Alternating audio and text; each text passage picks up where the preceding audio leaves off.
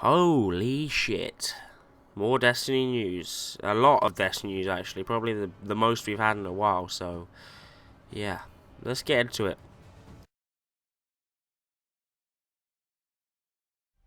So the recent issue of Game Informer has told us quite a lot about the Taken King. Quite a lot of stuff we didn't really know about before, and it's just come out of the blue, and a lot of it is really cool. So, people have said this for a long time. Why is all of Destiny's lore situated outside of Destiny? Well, look no further. So they've brought the lore into the game, making it a small screen on your HUD that works in real time. So if you wanted to find out about something that's going on right now, I guess you could. Or if you're fighting the Hive, you might be able to bring up some like quick info on the Hive if you don't know anything about them, something like that. But at least it's in the game now, which is really good. This is an interesting one, or at least I thought so. They've revisited all the old missions. They've contextualized them. They're gonna make explanations as to like why all these subclasses exist. This isn't just for the new 3 subclasses. They're going back and they're making missions to explain all the old subclasses, which is really cool because you never know much about them really. You just kind of click on it and start leveling it. But now they're gonna add like narrative behind it, which I thought was cool. How they're revisiting a lot of stuff. Now, in a recent trailer from Game Informer, it shows a warlock, what appears to be, and the community's been talking about it quite a bit recently, is it seems to be like the heavy slot for the warlock has been replaced by this katana or some sort of sword. Now, it's been said also that quest lines from Eris again lead you to rediscover a forgotten weapon type. Now, that forgotten weapon type could be these swords or whatever, or these relics. Now, the sword is only seen in that trailer being used by a warlock. It's not seen being used by any other character. So what could be happening here is that there's certain relics for certain characters, like the warlock has the sword, or like, I don't know, the other subclasses have their own unique version of the katana. I don't know. We don't know. We can only wait and see, but having a sword in your heavy slot does seem really cool to me. This next bit we all knew was coming. We've got equipable emotes just below your emblem section. We knew this was coming as soon as they said that there was those exclusive emotes, because it wasn't just going to be if you bought those special emotes, all of them get replaced. It was going to be interchangeable, so we knew that one was coming. Now, on your character menu, when you used to look at your intellect, discipline, and strength, it's no longer indicated via a number. It will actually tell you the cooldown time in seconds of how quick it is, which is a lot better because before in the game you'd see the number and it would be like, I don't know, your strength is like 300 and it's like 100%, but it never really tells you what that actually reduces it by or what actually speed that is. You'd have to go and work it out yourself. So it's good that they're adding that feature. That's just a small change.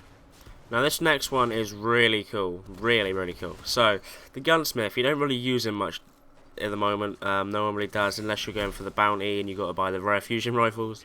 Or reforging has only recently made you go to him more. But before, there was never really a reason to go to the gunsmith. Well, that's all going to change because now he's got a reputation meter. Now, we get the gunsmith's reputation up by testing out prototype weapons for him. Now, after you get his rank up, or you test enough of those weapons, he's going to open up Arms Day purchases. Now, you're probably wondering what the fuck that is, but you can now pay Glimmer to order a new legendary weapon off him, and it will arrive on the Wednesday of that week with a random set of perks, and I think this is really, really cool. It's like a second Xur of the week, I guess. You order that weapon and you just anticipate its arrival on the Wednesday, which is really cool. Now this next one, if you've been collecting things, Suicide might be on the horizon, but Legendary marks now replace the Crucible and Vanguard marks. So they're going to disappear, and Armor materials replace Hardronic Essence, Sapphire Wire and Plasteel Plating are all being replaced with just Armor materials. So I have about 3,500 Sapphire Wire, and that's all going to disappear, so that's good. Now that does not mean delete anything, please keep your stuff. There'll probably be I don't know. There might be a conversion thing to give you a head start if you've got loads of the previous material. I don't know. Just don't go deleting stuff because of what I've said. Now this one is really good as well. You no longer have to wear class items to gain reputation for that faction. Instead, you now go to the tower and you pledge allegiance to them. One faction at a time, you pledge allegiance to. Probably works out so you can have one faction on each character, or you can just change it out every now and then on the one character. And you can also turn in unwanted materials for reputation towards that faction, which is also really cool. But yeah, it was kind of annoying, like if you had like a really nice cape on a hunter, but you had to wear your Dead Orbit one just to get the Dead Orbit rank up. So that's cool how you don't have to wear the class items anymore. I like that. I like it a lot. The community's wanted this one for a while as well. Emblems and shaders are now no longer in your infantry. You change them when you go back to the tower. There's going to be like a new little interface for that, so you can change all that stuff when you're at the tower. Which has been, it's a lot better in my opinion, because before, what was it, you could carry 9 shaders, 9 cloak, or 9 class items? I'm not too sure. But I remember wanting to carry more, but never could. So this is good. This is good stuff. Now this new exotic update is really good. The unique perks for all exotics you no longer have to unlock them. You just get them as soon as you obtain the exotic. So let's say Celestial Nighthawk 6 times golden gun damage. You're gonna get it straight away. You don't have to unlock it. Or the blinding perk for Helm the Saint 14. You're gonna get it straight away. There's no unlock needed. So that's really good. Whilst on the theme of exotics, they have added over 12 new exotic weapons and over 6 new exotic armor pieces for each class. That is so many exotics to get. We gotta get collecting from day one of Taken King launch. We have to get collecting again, guys, because there's a lot to get. One of the new exotics, which is really cool, pieces of it are scattered all over the Dreadnought, and you've got to find, collect them, and build this weapon. That is going to be really cool. All this info, I seriously can't wait for Taken King. I know it's going to be good, but it's sounding even better than I thought it was going to be, so I can't wait. Now they're doing an update to bounties as well. You're going to get 5 weekly bounties. You're going to get quicker dailies to do, but after you complete the 5 weekly bounties, there's going to be one big weekly bounty at the end.